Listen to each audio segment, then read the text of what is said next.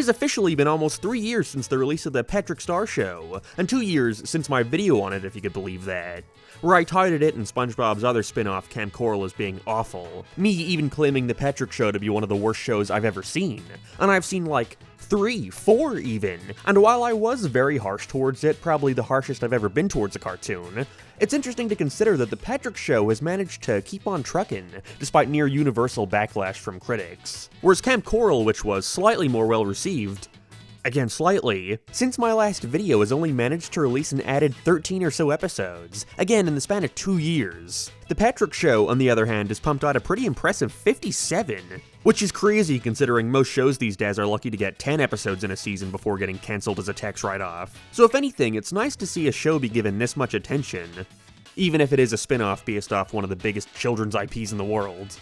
Hopefully the same confidence is given towards that new rock, paper, scissors show, which seems pretty funny. Material, so the reported levels from the census are essentially null and void.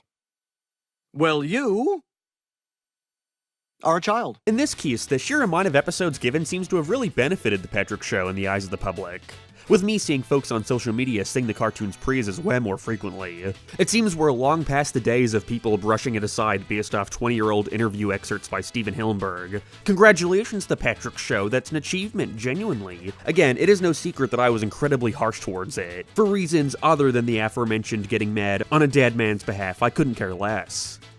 RIP. But the more I saw folks talking about the significant improvement the show has taken, especially in its second season, the more I find myself baffled. I thought the Patrick Show, despite featuring some insanely creative and fun animation, seriously suffered from a lack of focus, aiming to sideline a general story structure in favor of drawn-out, nonsensical gags which weren't entertaining nor funny, episodes ending with you feeling nothing more than, well, why did I just watch that? Which felt even more pointless due to the fact that the main series was already doing the same thing. It was basically just a more gag-driven SpongeBob, at a time when SpongeBob was arguably at its most gaggiest of gag-driven. I don't know, I'd like to think the way I approach things has shifted since that point in time. I also got a microphone that doesn't peak every other second since then, that's nice too. And so today, given its apparent resurgence in recent times, I thought it would be only fair to check up on the Patrick Show, see how it's doing in the year of our Lord and Savior, and whether or not there's any merit to, well, its own existence. I mean, yeah, basically. But first, I want to take some time to tell you about today's sponsor, Fume. And, the Patrick Star Show, too. I don't know, I couldn't figure out how to transition this one, okay? This video is sponsored by Fume. Fume looks at the problem a different way, providing you with an innovative, award-winning device that replaces that habit with this. An adjustable airflow dial allows you to de-stress from this anxiety.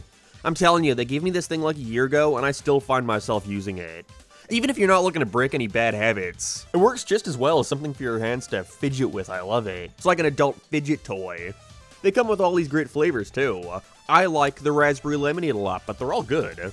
With over 300,000 customers and thousands of success stories, there's no reason one can't be you. So head to tryfume.com/lsmark or scan the QR code and use LSMark to get a free Fume BS when you order the Journey Pack, this cool magnetic stand for your device.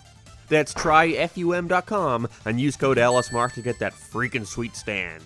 And thanks Fume for sponsoring this video. So the Patrick Star Show— oh, chum is fun. There, that would have been an easy transition. Damn. Well, I mean, be sure to check out the compilation channel for re-edited videos to relax and sleep to. Look, here's a SpongeBob one right here. There's a transition. During this revisit, I decided to check out the first couple episodes of the series again to see if my views had changed at all, and sadly, I was only reminded of why my initial reaction to the series was so negative. And it's because I think the first episode of this show is really, really bad. I always like first episodes that naturally introduce you to the characters and the world they live in, while showing you an average day in their lives. And while the Patrick Show does feature a pretty standard story, and lets you get to know each of Patrick's family members, I think it flops like a fish in making any of it feel natural, or in making you interested in what's going on with this new setup. You know, the last way I would ever think to naturally establish my main set of characters would be for Patrick to spend up until the first half of the episode, no exaggeration, just walking across the dining room table and naming each of them. No conversation going on, they just get their funny quip, and then we move on to the next, him literally forgetting who his grandpet is just so he can make the audience aware of who this randomly inserted character is. I'm Grandpat, don't you remember? I've been here since episode 1, look, there I am, see? Which is even more baffling considering the show's intro already does this. Hi, I'm Patrick Star, and I live with my parents! From here, we get to see what the episode is actually about. Patrick keeps missing breakfast and is starving. So what do we see him do about this? Well, he starts by looking for food, his grandpat tells him a story about hunting, he does a segment on his TV show about cooking, he then realizes that during that he's missed their designated food time again, but then it's all good because they're having another meal right after. Amazing. Like, that is the exact rundown. I don't believe I'm missing anything important out of that. It's such a slow and drawn-out farce of a story where nothing actually happens, and the pacing isn't fast enough to make up for the fact that nothing's going on. All I got out of these first few episodes is the occasional funny visual gag. I don't know why this drawing made me laugh so hard. I think it's time for the talk. Put down the baseball mitt, son. Sure, it looks nice, and all their attempts to switch up the art style is appreciated, including some stellar stop motion, and I think the storyboarding for this show is particularly great, especially compared to a lot of other cartoons today, and I absolutely adore the background art with that fun colored pencil style. But all of these great visuals are in service of nothing if I don't care about what's going on. I need something to latch onto. I think I was a little too focused in my previous video about a cartoon needing some kind of 3-act plot. Just because it's something that I prefer, doesn't mean that just trying to be zany and fun is automatically bad. But I think the slow start of the Patrick Show really did itself a disservice. Because as the season goes on, I think it actually manages to improve a lot, and it's because of one simple factor: the pacing. There are episodes here I really do hate, like Stare Wars, which is just a slog to get through, with Patrick and his grandpat having a stare-off, which quickly escalates into this giant all-out war. But for me personally, I just wasn't invested in the why. There's no reason or consequence around what we're seeing, it's just them bringing more and more people into their war to basically stand around until the episode's over. I don't know what I'm meant to care about here. But comparatively, Season 1 has episodes like Fitzpatrick, which I find myself really enjoying, and it's because it's super fast and to the point. From the get-go, you understand how ridiculous of an idea this is, but the show never stops to acknowledge it. Patrick's Irish evil twin shows up and he wants to ruin his life by framing him for a bunch of misdeeds, Sonic Adventure 2 style. And so they just run with it, them going from location to location seeing him attempt to tarnish Patrick's good name. It works so well for me because there's a focal point. There's a through line that's broad enough to do a bunch of shit with, but not so broad that it feels like this is a show about nothing. How do we know when it's over? The idea of taking this evil, malignant character who's trying to create chaos in a world that's already unbridled chaos is a funny idea, and so seeing him constantly feel through Patrick's sheer ignorance is funny. If I had one complaint, it's that even in some of the best episodes here, I find the endings are pretty rushed. For example, here after doing a bunch of heinous shit, a door in Patrick's room just opens and sucks him in. All's well that ends well. Nothing brought it on, which leads you to believe this could have happened at any point in the episode. It doesn't ruin it, again, I still enjoyed it a lot, but stuff like that certainly leaves me with a confusing taste in my mouth. Like, why even have an ending at that point? Just cut to black if you care that little.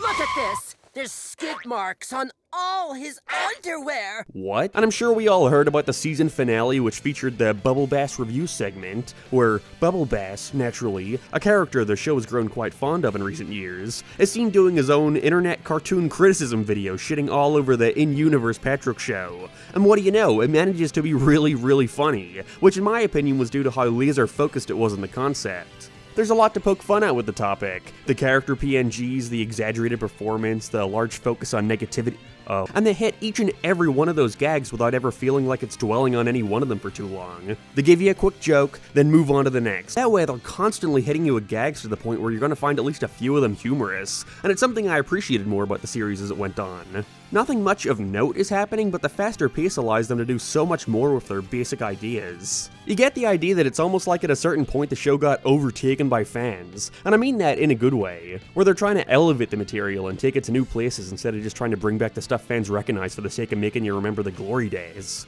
Like that other show. Apparently around 2/3 into the season there was a big switch up with the staff working on the show, with a lot of new folks being brought in, compared to the largely similar crew that was previously shared between Patrick and the main series. And while I don't think that was a direct cause of the quality increase, again there were a lot of episodes before that I actually find myself enjoying a lot, but I think at the very least it was able to breathe some new life into the series, in that it offers us something drastically different to what you're going to find with regular SpongeBob.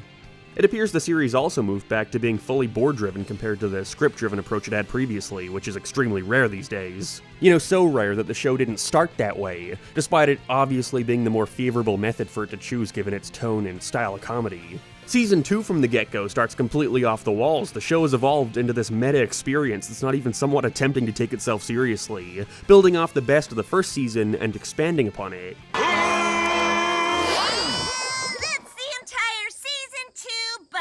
The first episode sees the Patrick Star Show, again in-universe, also begin its second season, in which they immediately blow the entire budget within seconds and have to spend the entire rest of the episode endlessly shilling products to make their money back. I mentioned it before, but I think what I learned to enjoy so much about the series, especially as it went on, is that it never dwells on anything, and it's something I appreciate. Quick nod to the original show, gone in a second, a frame sometimes. Making a gag about the animation process altogether, that's all it is, a gag. It's moving at such a fast rate that there's more opportunity for shit to catch you off guard. It's gonna be just fine. Wow! That's not to mention how much more creative the plots in general have gotten. I really liked this one that featured one of Patrick's mum's tattoos getting lost on another body and having to get back to reconnect with his girlfriend. It was really well done. Or the recent episode where Patrick wakes up completely off model. Patrick Star!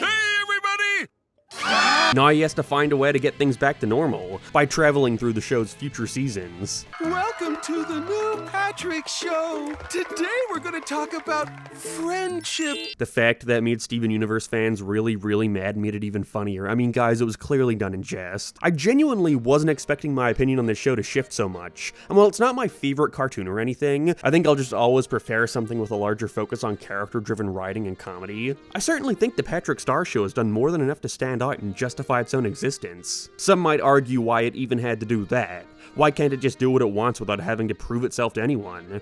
And I think it simply comes back to the fact that current SpongeBob is in a much different place from where it started. For better or worse, you can be the judge, I don't care either way. There's no arguing that upon announcement, there was a large feeling in the air that the Patrick Show felt rather pointless. Something unneeded.